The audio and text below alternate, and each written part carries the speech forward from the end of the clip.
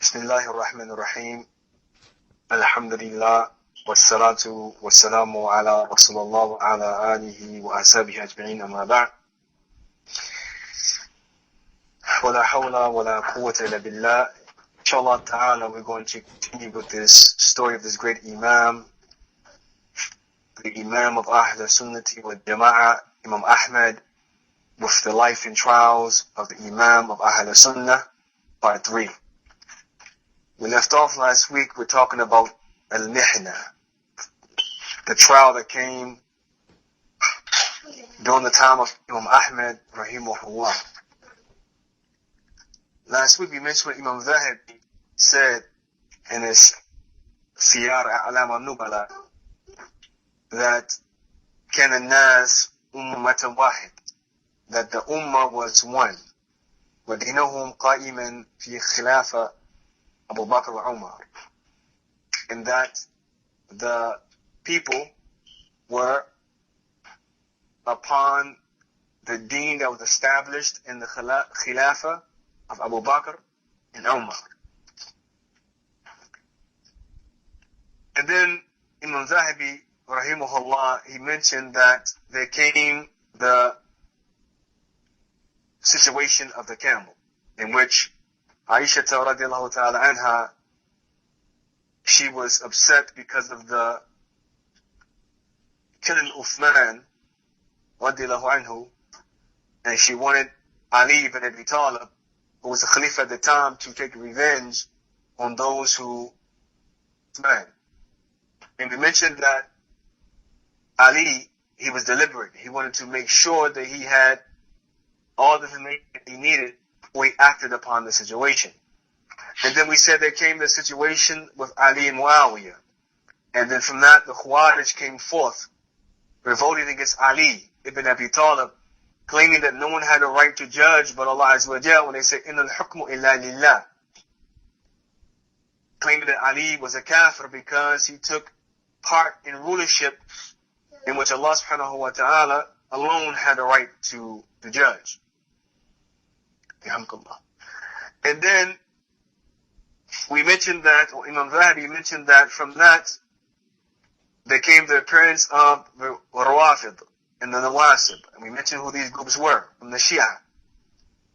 And then he said, وفي آخر الزمان الصحابة ظهرت القدرية. And he mentioned that the Qadariyya had appeared, that those who deny the Qadr of Allah. And then he said Al-Mu'tazila in Basra. And then he mentioned the Mu'tazila. We mentioned who the Mu'tazili were and how they started. And then he said Al-Jahmiyya wa Mujassima in Khurasan. And he mentioned the Jahmiyya and the Mujassima. We mentioned who these groups were. We kind of broke down some of their main points in what they believe in. And thereafter, he mentioned that, of course, the Jahmiyya were the main enemies of Ahl Sunnah at the time. And he said that they came with Khalq al-Quran, and that the Quran was created. And we said that we know the belief of Ahl Sunnah, the Quran, Kalam Allah, wa laysa makhluq. And he mentioned that there passed the rulership of Harun al-Rashid and Amin. And then it came to Ma'mun. And then we said that, or Imam Zahabi mentioned that he was affected by the Mu'tazila, that he خلطه قوم من المعتزلة فحسنه له قول من خلق القرآن, that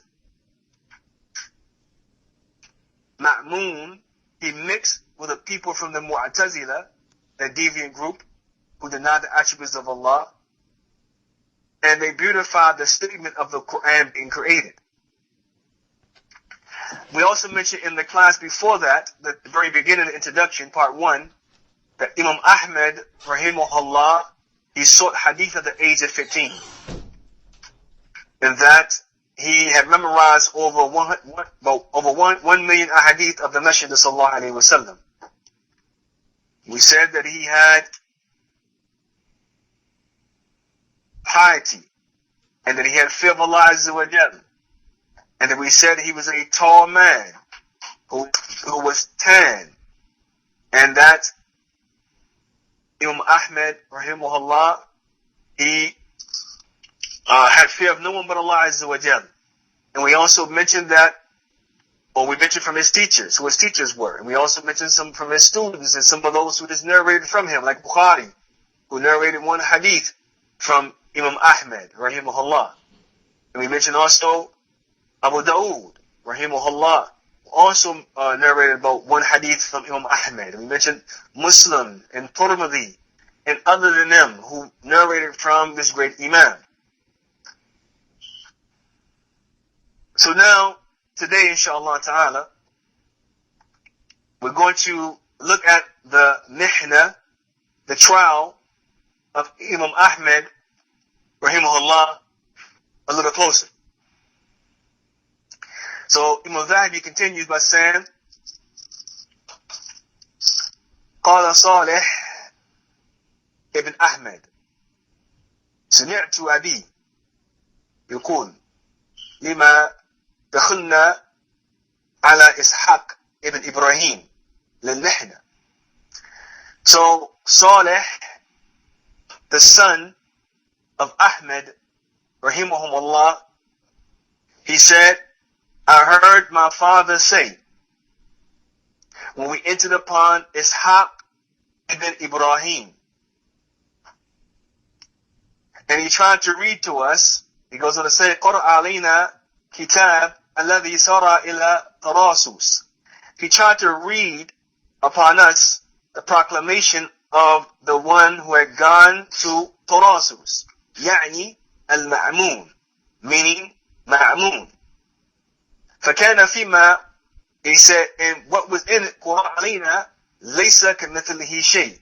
So he said that if what he read out to us was the verse where Allah said, ليس كمثله شيء. And also, وهو خالق كل شيء. And the first verse is the 42nd surah of the Quran, the 11th ayah. And the second is the 6th surah, the 102nd ayah. So, as you can see, they're trying to prove that the Quran, Allah, is created. Can they say, لَيْسَ كَمِثْلِهِ شَيْءٍ? There's nothing like Allah. And they say, وَهُوَ خَالِقُ كُلِّ شَيْءٍ. And that He created all things. So they're saying because He created all things, also His speech or the Quran is created. So then he goes on to say, Salih, he said that his father said, فَقُلْتُ. So I said, وَهُوَ السَّمِيعُ الْبَصِيرُ. And He is all hearing and all seeing. Because one of the things that the Mu'tazila and the Jahmiyyah do, that they bring the first part of the verse, but then they cover up the second part of it. So they say, there's nothing like Allah. But then he also go, and they say from here, like the Ash'ari, they consider Ahl Sunnah to be Al-Mujassima. And we mentioned Al-Mujassima last week. Those who say that Allah is like His creation by attributing to Allah the likeness of His creation. We say that Allah has a hand and the meaning is the same, but not the how of it. And to make takyif, to ask how, we say it's from the way of Ahl Sunnah to say this is a bid'ah. Because we mentioned the story of Imam Malik, rahimahullah, the great Imam of Medina. When the man came to Imam Malik, he said, Ya Abu Abdurrahman, Ya Abu Abdullah, Ar-Rahman istawa al-arsh. So the man came to Imam Malik and said, O father of Abdullah, Ar-Rahman istawa al-arsh. The most merciful ascended over the throne. فَكَيْفَ istawa? But how was the ascending? Imam Malik, the great Imam of Dar Hijrah in Medina, he said, Al-istiwa ma'alum. Wa kayf majhul. Wa as'alu anhu bid'ah. So the great Imam Malik said that the ascending is known. The how of it is unknown. And to ask about it is the bid'ah. And it said that he ordered the man to be kicked out of the study circle. And he said, I see you no more as being an innovator. So we know that Allah has attributes, but they're not like His creation. But you see that inscription that was by Ma'mun, when they entered upon Ishaq ibn Ibrahim, and he tried to read to them, he said, "Laysa kamithlihi shay." So he brought the first part of the verse and trying to prove that the Quran is created. Trying to prove that the Quran is created because there's nothing like Allah. And then they brought the other verse, وَهُوَ خَالِقُ كُلِّ شَيْءٍ, and He's creator of all things. So therefore, the Quran is a thing, is outside of Allah. So therefore, it's created. And Allah is the only thing that's not created. But they left off the other verse. So Saleh, he said, his father said, and he, وَهُوَ السَّمِيعُ الْبَصِيرُ, to prove that Allah has attributes. But the first part of the verse shows that the attributes are not like His creation. So then he goes on to say, قَالَ صَالِحٌ ثُمَّ امْتُهِينَ الْقَوْمِ. Then Saleh said, then the people were tried. And he goes on to say, and those who refused to consent were threatened that they would be imprisoned. فَجَابَ قَوْمٌ جَمِيعًا غَيْرِ أَرْبَعَةٍ. And everybody accepted except four people. Except four people. He said one was Abi, my father. Then Muhammad ibn Nuh. Then Al-Qurarari. Then Hassan ibn Sajjada. These are the four that did not accept that the Quran was created. And remember we said that although the rest of the people around Imam Ahmad, Bukhari, Shafi'i, Yahya bin Ma'in, Ali bin Madini, وكذلك, that they did not accept it as a belief, but they used a principle from the Quran. And we mentioned the story of Ammar ibn Yasir, when his parents were martyred, and they came to him, the Mushrikeen pagans, and said, did you denounce Islam? And he said, I denounced Islam. And then when he seen the Messenger sallallahu alaihi wasallam, he had his head down in shame. And he said, how can I look at you? And the Messenger said, did you denounce it with your tongue or with your heart? He said, only with my tongue. He said, he's full of Iman. So ulama mentioned this principle that you could denounce Islam out of fear that your life may be taken. But it's better and more virtuous to not denounce it and to endure the harm. But if you can't endure the harm, you can say it only with your tongue to save your life, but not with your heart in true belief. And this is what those Salaf around Imam Ahmad did. But Imam Ahmad, he was on a different level. This is why he's the Imam of Ahl Sunnah. So he said these four, they did not accept that the Quran was created. Then he goes on to say, ثُمَّ أَجَابَ هَذَيْنِ. Then, two of them accepted it. Two of them consented. But of course, not, as I mentioned, out of belief. وَبَقِيَ Abi wa Muhammad. And he said, it remained his father and Muhammad. And then he said, then they were ordered to be in prison for some days because they did not accept the Quran being created. And although they knew that they could have utilized that principle, they stood firm and they said, Al-Quran kalamullah wa laysa makhluq. So then he said, ثُمَّ جَاءَ كِتَابٌ مِّن طُرَاسُسٍ بِحَمْلُهُمَا مُقَيِّدِينِ.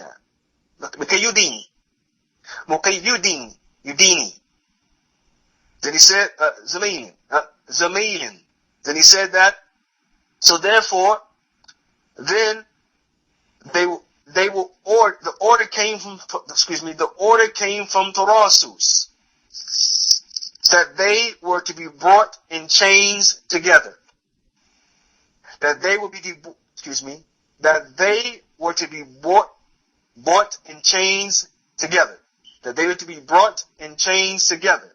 So because they refused, Imam Ahmad and Muhammad ibn Nuh, and as I mentioned, Muhammad ibn Nuh was a young man. He was a young man. Give me 1 second, please. I'm sorry.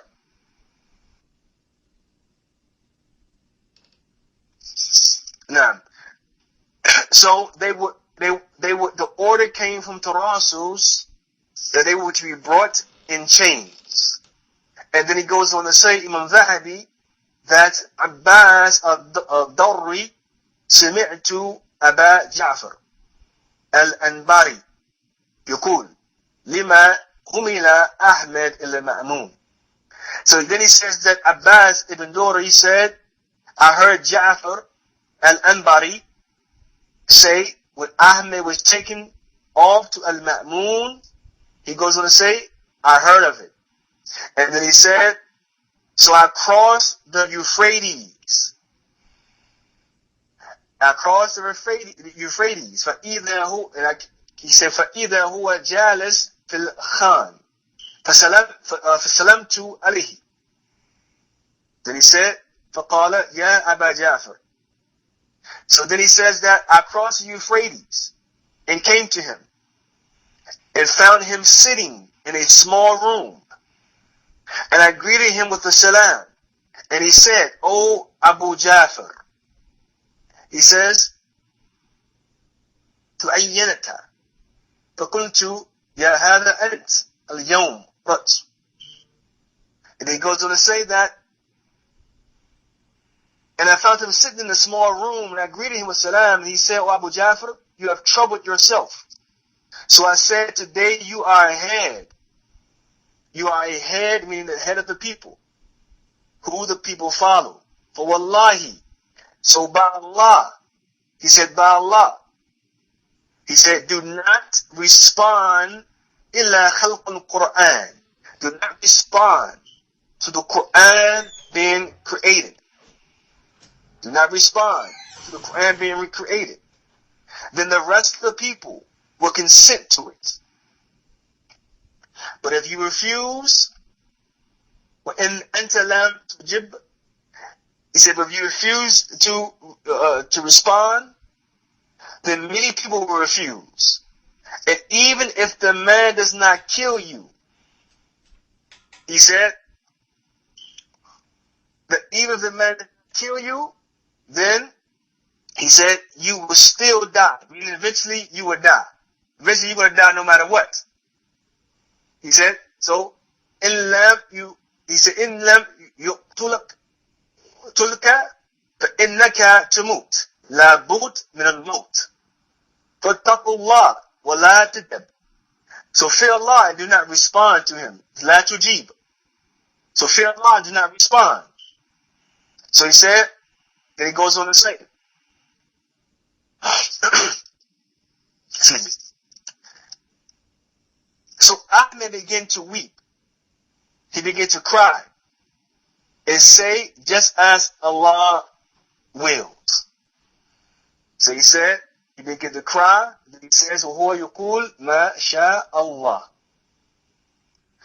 And then so Zahabi goes on to say, وقال محمد ابن إبراهيم البوشيشنجي جعلوا يذكرون أبا عبد الله برقة. So he said, then Muhammad ibn Ibrahim al-Bawshanji, he said, in Raqqa, which is a place in Iraq, he said, they begin to remind Abu Abdullah, meaning Imam Ahmad, about the allowance. So listen to this now. They start to remind him. This is the point I was talking about earlier, the principle. They start to remind him about the allowance of verbally affirming to save oneself. And the reports, the hadith of Khabbab, إِنَّ مَنْ كَانَ قَبَلَكُمْ كَانَ يَنْشَرُ أَحَدُهُمْ بِالْمَنْشَارِ لَا يُسَدُّهُ ذَلِكَ عَنْ دِينِهِ. So they reminded him of the hadith of a Khabbab, where it said that amongst those who came before you, a man who will be sawn in half. But that would not cause him to abandon his religion. So when they started to remind Imam Ahmad of the allowance of him saying that you can pronounce that the Quran is created. You have a principle with this. No fear. There's a principle. It doesn't compromise your deen. All you have to do, like us, is say the Quran is created out of this principle. Imam Ahmad, he said to them, when he said this, he said to them, he brought to them the narration of Khabbab. What he said, and listen what he said. He said, what would you do with this hadith? كيف تسعون بحديث خباب? What would you do with it? What would you do with this hadith where Khabbab said, إن من كان قبلكم كان ينشر أحدهم بالمنشار لا يصده ذلك عن دينه. So he brought his proof. So other words saying, yeah, I know I can use that principle, but what are you going to do with this hadith of Khabbab? Where he mentioned that, and this hadith is found in Ahmad in his own Musnad. And as I mentioned, remember I said that Imam Ahmad, rahimahullah, he memorized over 1 million hadith. And he said he did not memorize the hadith until he implemented the hadith. And we gave a proof last week of how he's implementing it by what he was doing, and we give another proof now how he's implementing another hadith. Where he said that narration of Khabbab, that's in Bukhari, and in Abu Dawood, and in his Musnad, in Ahmad's book, وَكَذَلِكَ وَغَيْرِهِمَا. And he said that, in relation to that, so he said, Imam Ahmad said, there was a people before you, who a man was sawn in half, split right down the middle. But that would not cause him to abandon his religion. So Imam Ahmad said, this is what I'm standing upon. Yes, there's a principle. You can take it. But I'm standing upon this hadith of Khabbab, that إِنَّ مَنْ كَانَ قَبْلَكُمْ كَانَ يَنْشَرُ أَحَدُهُم بِالْمِنْشَارِ لَا يُسُدُّهُ ذَلِكَ عَنْ دِينِهِ. I'm standing on this hadith, that there was a man that came before you, who was split right down the middle in half, but that would not cause that man to abandon his deen. So then they were going to say after that, when Imam Ahmad brought this to them, so we gave up hope regarding him, meaning that he would take that principle, and he said, Imam Ahmad said, he said, Laystu adali. He said, I do not mind about prison. I don't care about it. He said, why? Since it and my house are the same. Know about being beheaded, but rather I fear the trial of the whip. So Imam Ahmad said, I don't mind about prison. He said, because ma huwa munzali ila wahid. Because it in my house is one. It's one. And I don't feel wala qadalin bi sayf. I don't feel that either. And you keep in mind, the Prophet ﷺ said that the dunya jinnatul kafir. It's a paradise of the kafir. But what? Sijnun of the Muslim. A prison of the believer. So, this is how we understand Imam Ahmad said his house and the prison is the same.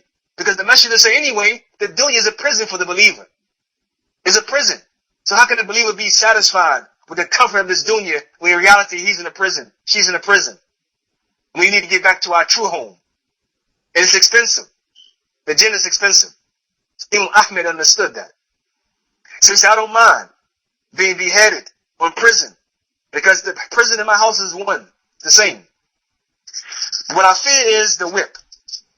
And then he goes on to say that, so a fellow prisoner heard him,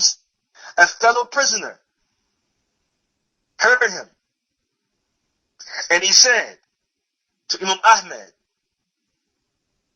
said, La alik ya Abu Abdullah. He said, to Imam Ahmad, don't be concerned. Oh Abu Abdullah. He said, why? Because it would only take 2 lashes.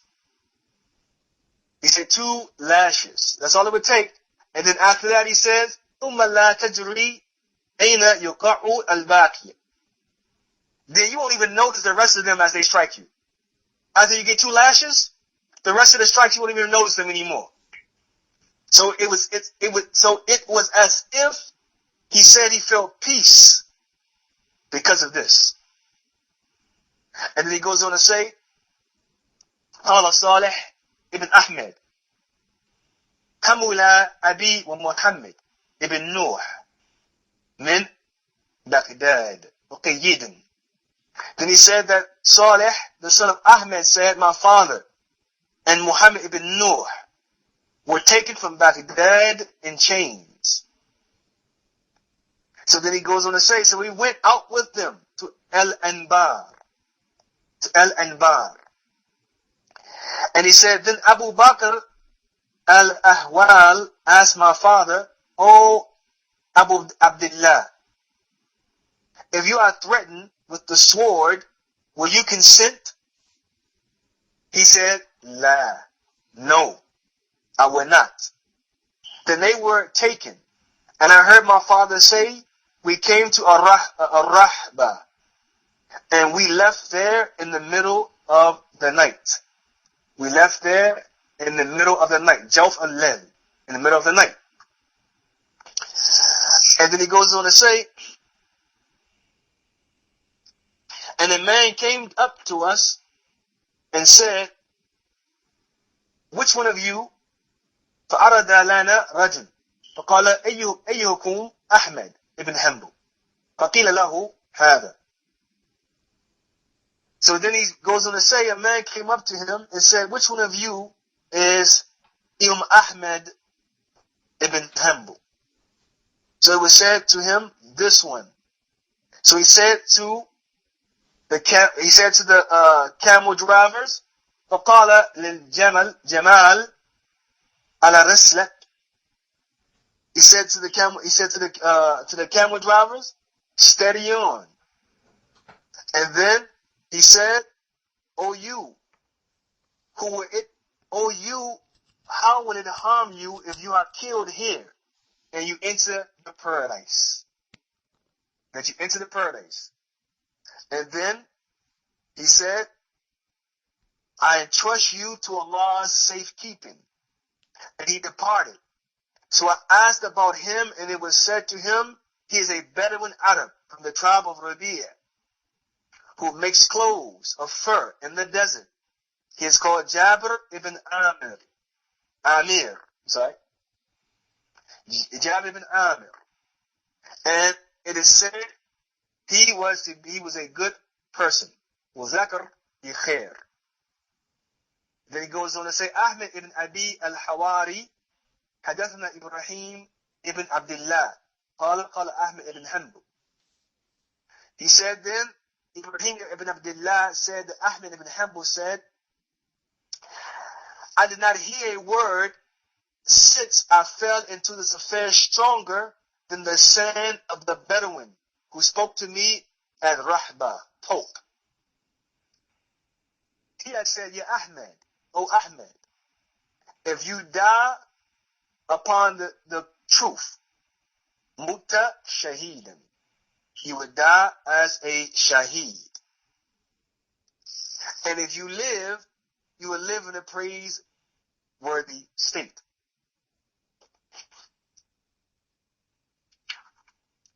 And then he goes on to say, وَقَالَ صَالِحْ Ahmed. Now this is the time at the death of Ma'mun. And he was succeeded by Al-Mu'tasim. So now the death of Ma'mun is coming. And then Mu'tasim is coming. Because Imam Ahmed, he went through several leaders. It wasn't just one leader. And he had crowds at each advent of a leader. So Salih ibn Ahmed, the son of Imam Ahmed, he said, my father had said, Then we proceeded to Adana. Adana. Right? With a fath. And this is a place I'm taking somewhere in Iraq, and Allah Ta'ala A'lam. And he said that, and left also in the middle of the night, Jawful Layl, in the middle of the night. فَفُتِحَ لَنَا بَابُهَا, and the door opened for us. And the door opened for us. Good news. It said, good news. The man has died. قد مات رجل يعني المأمون. قال أبي كنت أدعو الله أن لا أراه. And then he said, my father said, and I supplicated to Allah that I should not meet him. I should not see him. I should not see him. And I'm sorry, I think I covered this part last week, but nonetheless, the reminder benefits the believer. Then he goes on to say, وقال صالح. Then Salih said, لما صدر أبي ومحمد ibn Nuh إلى طراسوس. Salih ibn Ahmad said, then when my father Muhammad ibn Nuh came to Tarasus, he said, رُدَّ فِي أَقْيَادَهُمَا, that they were then sent back to Raqqa in chains. And he said they were humilan fi safina. They were on a boat. They were placed on a boat. And so when they reached this place, another place, A'ana, this one is with an Ain. The first one was with an Aleph. First one is with an Aleph. Adana. And this one is with an Ain. A'ana. He said when they reached this particular place, and it's between Raqqa somewhere, like in Iraq. When they reached this place, he said that Tawafi Muhammad. Muhammad died. Wa fuka tayuduhu. Wasalla alayhi abi. So Muhammad had died, and his chains were removed. And my father prayed over him. So Muhammad ibn Nuh, that young man who was brave enough to be with Imam Ahmad, he had died on the journey as they being moved from place to place in heavy chains, from place to place. Because they stood firm on the belief of Ahl Sunnah wal Jama'ah, that the Quran is the Kalam of Allah and is not created. That one issue of Aqidah, that one thing, that one issue put them to trial. It put Imam Ahmad to trial to be imprisoned. Sometimes one place for this amount of time, another place for this amount of time, being lashed on his back several times. Man after man standing in line to whip him. So yet he didn't give up. He didn't give up. This is an example. This is why he's called Imam of Ahl Sunnah. So he goes on and says, وقال Hanbal, and his Hanbal is the cousin of Imam Ahmad. قال Abu Abdullah. He said, Abu Abdullah said that ما رأيت أحدا على حدث سنه وقدري علمه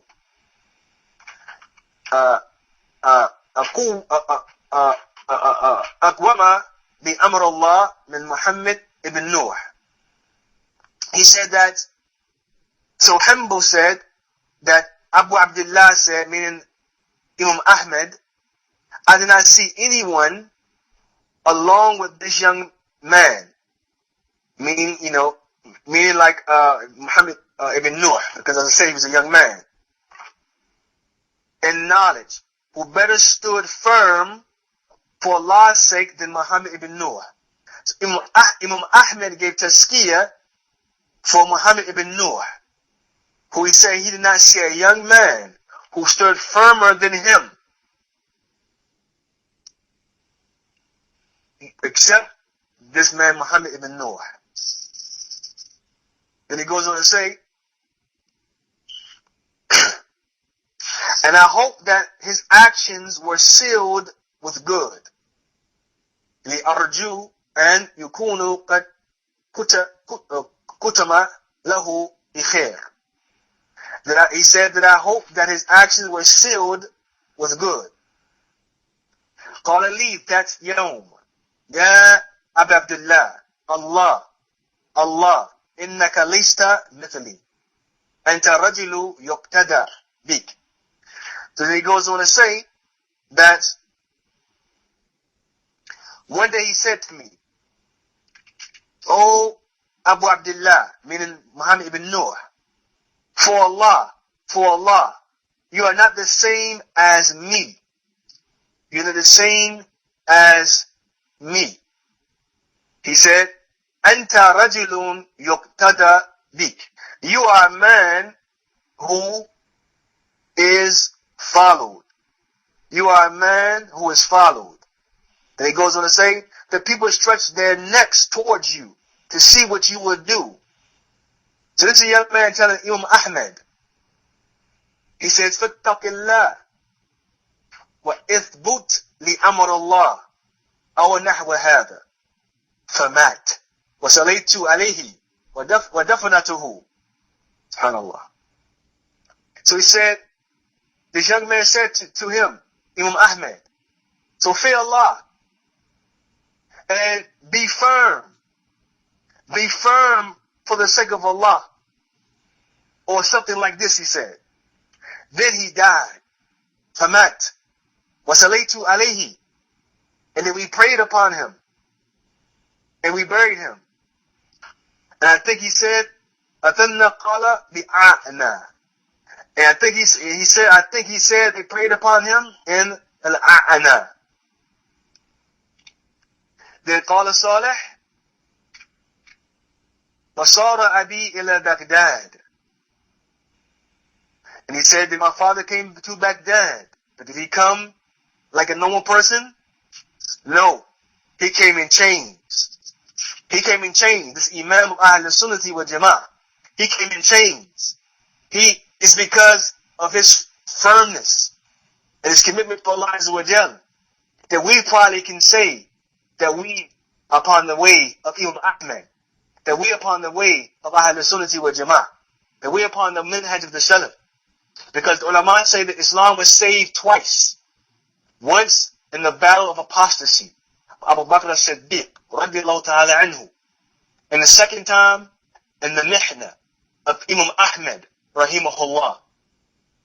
So this great Imam, he suffered for the sake of the deen of Allah Azza wa Jalla. Although he could have took the principle of saying that the Quran was created not with belief, but for the mere fact of just saving himself from certain death or imprisonment.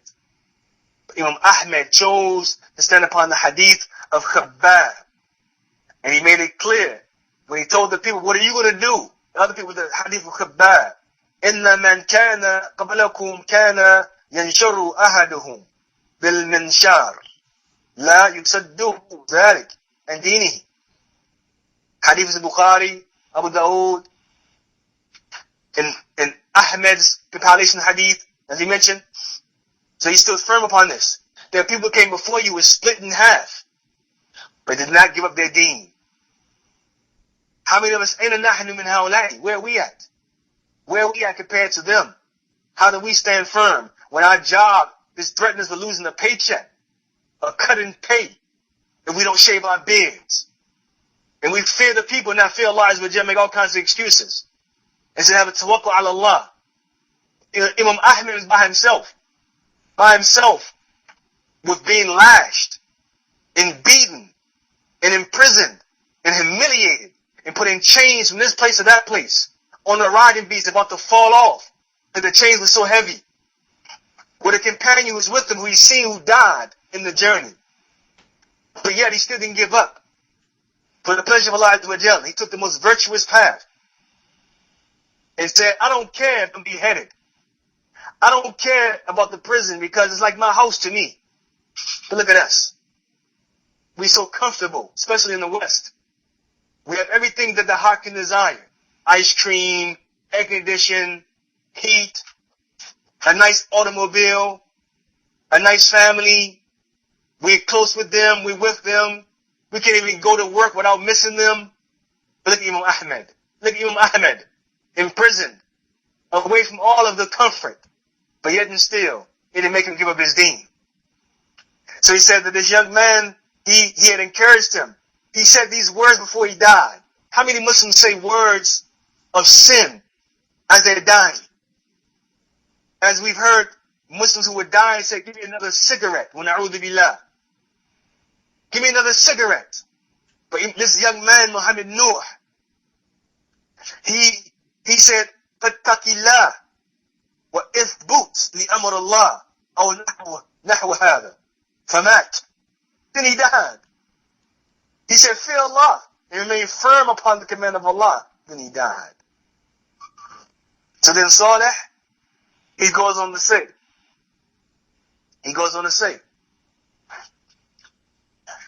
and my father was taken to Baghdad in chains and remained a few days in a place called Yasiriya. In a place called Yasariya. And then he said, ثم حبس في دار اكتريت عند دار أمارة. And then he said that then he was imprisoned in a house hired by the house of Umara. ثم حول إلى. Then he said, then he went to the main prison. He said, to the main prison, or the general prison. It was on Darb al-Mawsiliya, on Mawsiliya Street, if you can say. And then he said, I used to lead the prisoners in the prayer, and I was chained. Kuntu usalli yu'ahal al-sijn. وأنا مقيد. I used to lead the people in prison, and I was chained. Then he said, فَلَمَّا كَانَ فِي رَمَضَانِ. And then Ramadan came in the year, he said, تَسَ عَشَرَ. And when we said earlier, they said the last date and left off the front date. But we understand this to be 219 after the Hijrah. Because he was born in 164. Sometimes they would leave off the first number and it's missing the last two numbers. So this is in 219 after the Hijrah, he said. He prayed and led the prisoners in prayer. In chains.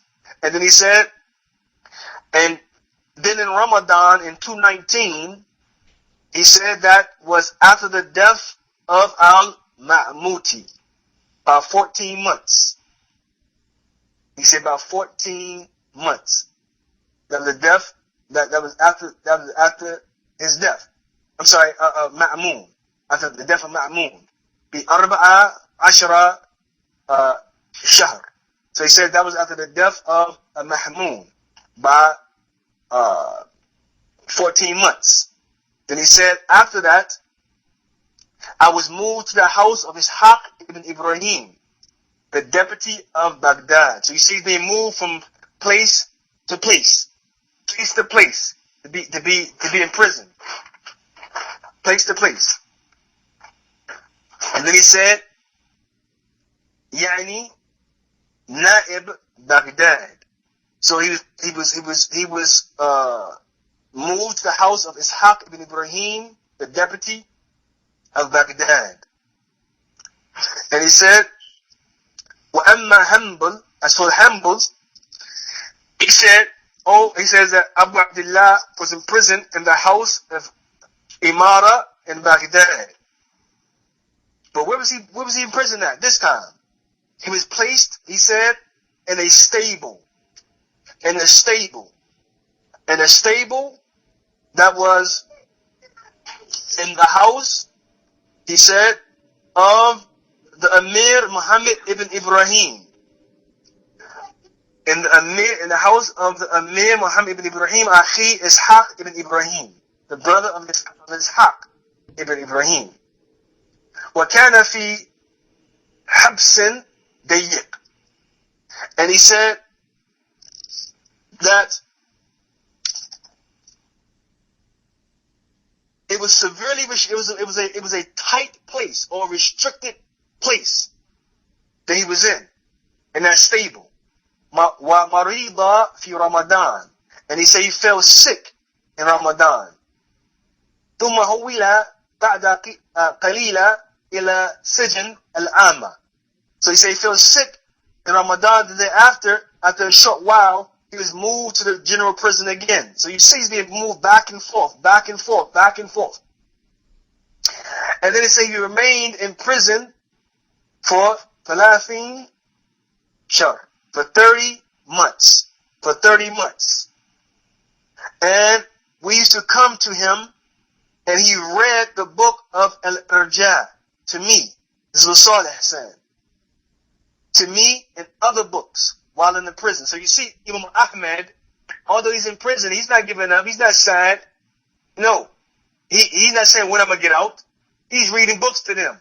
Like as if he's out visiting them. And same likewise, Ibn Taymiyyah, rahimahullah, when he was in prison, there was no concern for him. But when they took his writing utensils, then he said, now I'm in prison. Now I'm in prison. To the point, Ibn Taymiyyah, rahimahullah, when he ran out of space of writing, he wrote all on the walls. And then when he ran out of space on the walls, he wrote on his clothing. And the people were pulling his body out when he died in the prison. Ibn Taymiyyah, rahimahullah. They said we were still benefiting from him by reading his clothing as he pulled him out of his cell. So these are the people behind the Sunnah. These are the people who they're not concerned with their own situation. They're still trying to benefit the ummah. Like Shaykh al-Albani, rahimahullah. He was in prison. For some of you who did not know that. Shaykh al-Albani, rahimahullah, he was not, for some time he was put out of this place, that place, he had to sleep in the desert for 6 months. And Sheikh Muhammad al-Anjari, Hafidullah Ta'ala, mentioned that he remember once when going, and this is a well-known story outside of what he mentioned, that more than 2 people could not go into the Sheikh's house, Sheikh al-Albani's house at the same time. They would not allow it. They didn't want the Sheikh to teach. They want the Sheikh to benefit the people. How many of us went through this kind of situation? We cry because people don't want to listen to what we have to say. That's nothing. Or we cry because no one is coming out to the class. This is nothing. Look at the Shuyukh, Sheikh Muhammad bin Salih Uthaymeen. When you read his biography, you'll see that there are people at one time who didn't come to his circles. They said maybe it was a few, and then it dwindled down. There was nothing left but the books of the students. No one there. This is Sheikh Uthaymeen, rahimahullah. And others, we can go on. Sheikh Muhammad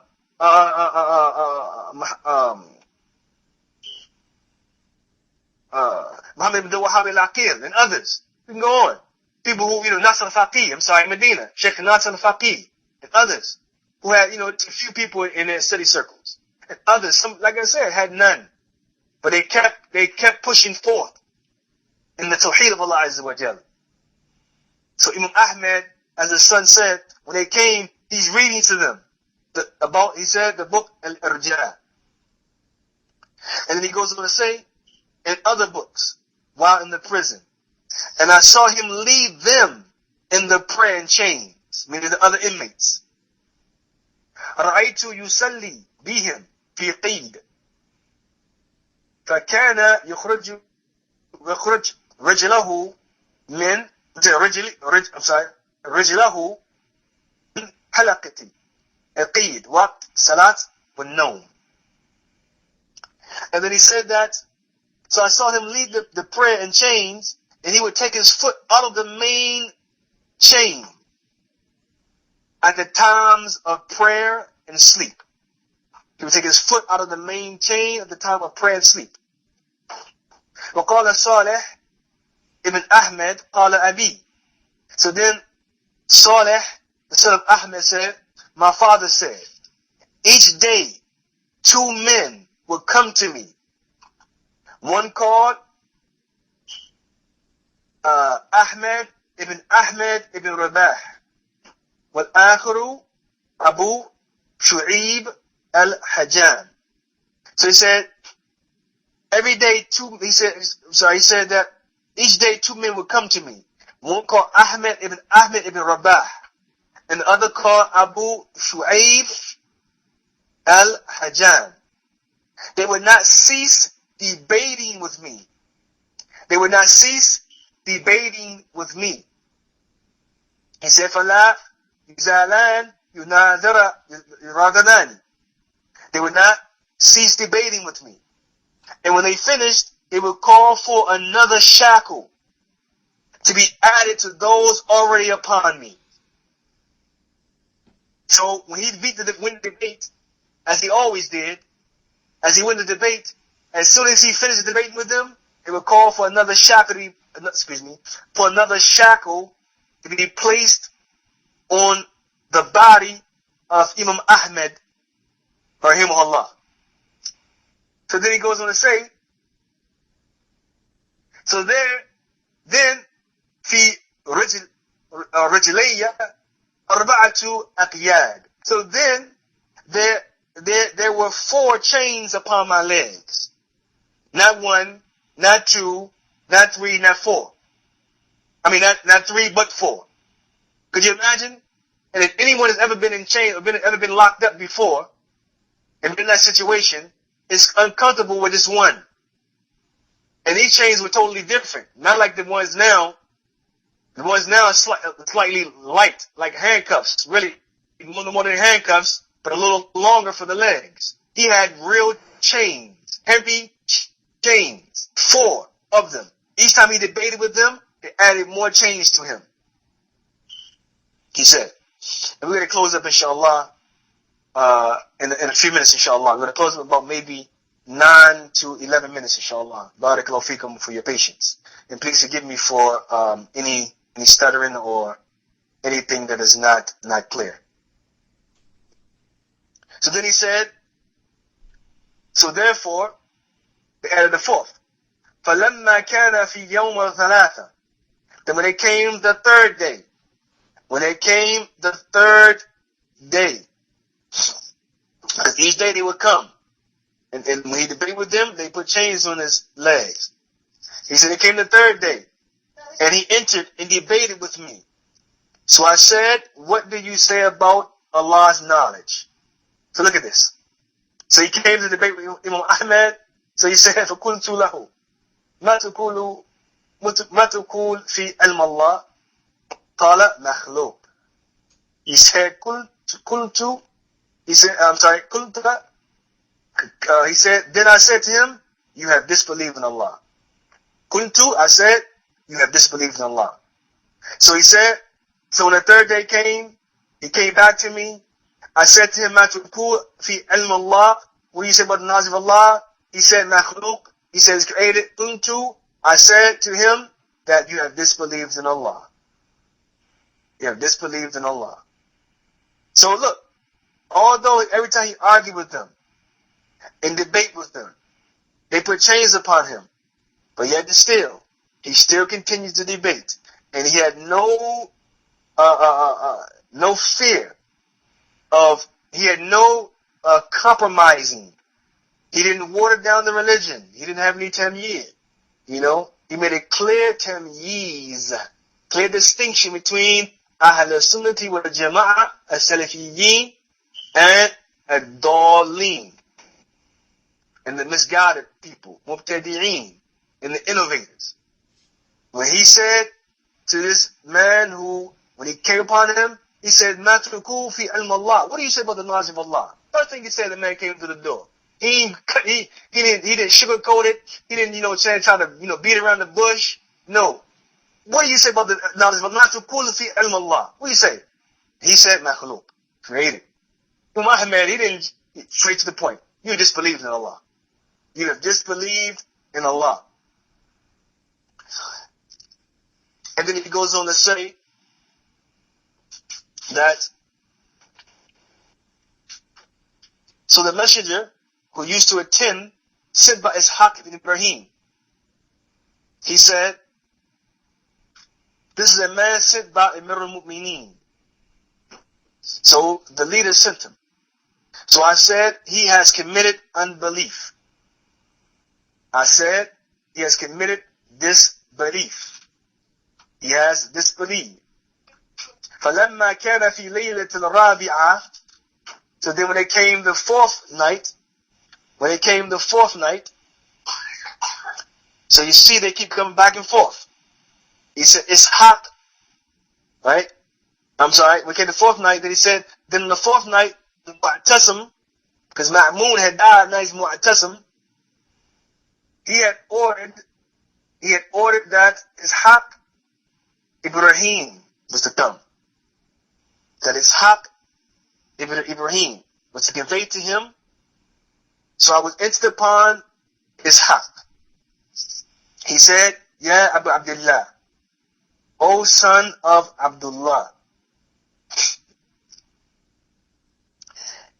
He said, it is your life that you are to lose. So now he's threatening him with losing his life. That, in other words, if you don't give up, you're going to lose your life. You're going to lose your life. And he said, and he will not kill you, be safe with the sword. He will not kill you with the sword. He desires, if you do not consent, do not agree, that he will lash you continually. He will lash you, and he will lash you continually. He will lash you continually. He will beat you, beating after beating. And then he will kill you in a place where you will neither see the sun nor the moon. In a place you never see the sun, لا يرى فيه شمس ولا قمر. You will not see the sun nor the moon. أليس قد قال الله تعالى. So now they're trying to bring their arguments to convince them to give it up. جعلناه قرآنا عربيا. Have you not seen that Allah said, verily we have made it a Quran in Arabic? أفيكون مجعولا إلا ما خلوق. So he said, so can something be which is made but anything that is created? So because Allah said, جعلناه قرآنا عربيا, we have made it a Quran in Arabic.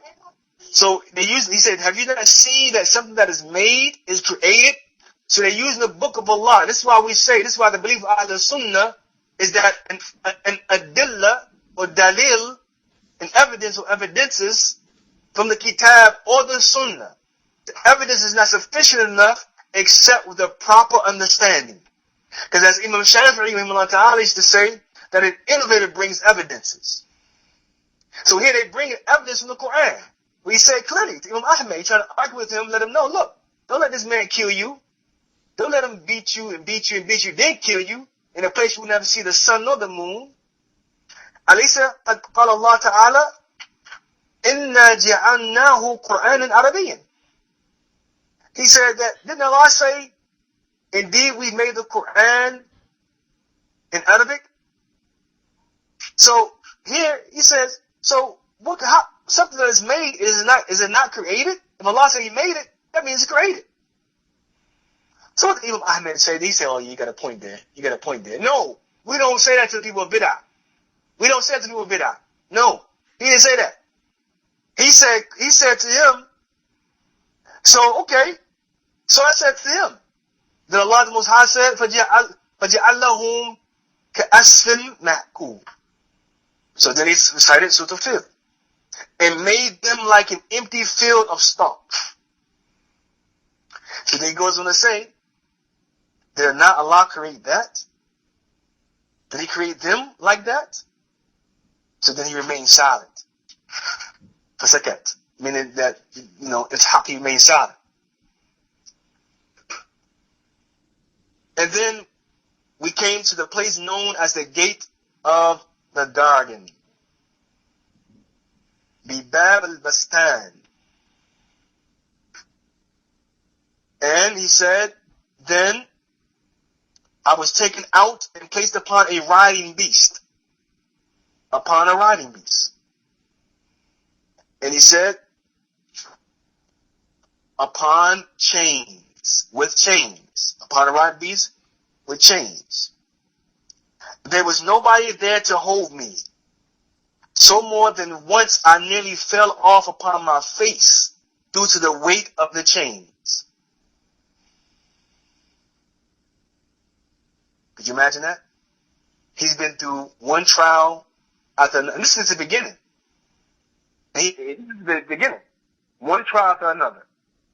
But yet, he's still patient. We're about to close up, inshallah ta'ala, in 3 minutes. So I was brought to the home of a mu'tasim. He got brought to his home. And he said he entered into an apartment. And then he said into a room. And then he said entered into a separate place in there. And he said, أدخلت بيتا. Then he said, then he entered into the bait. And then he said, then he entered into a separate room, and there's a door that was locked upon me, he said. And it also was this, as we already guessed already, Jawful Lamb, in the middle of the night. Always in the middle of the night. And this is a practice they do today, even in penitentiaries today. When they come and get you and escort you to the next place, your final destination, when they come to get you, the feds are coming to get you to take you from one institution to now, to meet your fate at another institution because in another state because you crossed the line or whatever it may be. They come at the middle of the night, late in the night. They don't come in the daytime. They come at the middle of the night, late in the night. When you sleep, and they wake you up. They get you out of there. And there's reasons for that. But nonetheless, he said again, they took me during the middle of the night. And then he said that, and I desired that I make wudu. So keep in mind, it was the middle of the night, and he said there was no saraj. There was no candle. Wala saraj. There was no candle. And I wished to make wudu. And I reached out my hand, he said, and I found a container of water, he said. Bi ina'in fihi ma'. A container with water. A container with water, he said. And then he said, I made wudu, and I prayed. And I prayed. Inshallah, we're going to stop here, inshallah. And then we're going to take part 4, inshallah. If Allah wills, tentatively, we're going to try to take it maybe on Yawm al-Arba'ah on Wednesday, and if not, then next week. And hopefully we can try to finish everything up within 5 parts, inshallah, or 6 parts. And I'm skipping over a lot of it. Because it's too many pages, too much information. There's over 200 and some odd pages. And it would take, a long period of time. It's not intended to be a long-term, dars. This is, more so as a, something that, inshallah ta'ala, as a motivation, something that, we can benefit from and, encourage us more to look into the lines of the Salaf. So inshallah ta'ala, I'm going to try to finish it up in maybe 5 parts or most. So inshallah, we're going to continue next week in part 4, continue this until we get into the next Khalifa, the next ruler, after that, which would be Al-Wathiq, which is the next one. He goes as the ruler to ruler. So he was in prison and tortured for a period of time. So inshallah ta'ala, we say that anything that we said of good is from Allah alone. Anything we said of mistake is from myself and the shaitan. Anything that I said that was not clear due to the mistakes of my tongue or the shortcomings of myself is from myself and from the shaitan, so please forgive me. As I mentioned, for any stuttering or anything that was not clear. If I went too fast, because sometimes especially when I get involved into the story, sometimes I talk even faster, and it may be kind of hard to comprehend what I'm saying, so please forgive me for this. But nonetheless, subhanakallahumma bihamdik, ashhadu an la ilaha illa ant, astaghfiruka wa atubu ilayk, qawli hadha, astaghfirullah li wa lakum. ونسأل الله توفيق الثبات. حفظكم الله من كل شر واسكنكم في سيد جناته. السلام عليكم ورحمة الله وبركاته.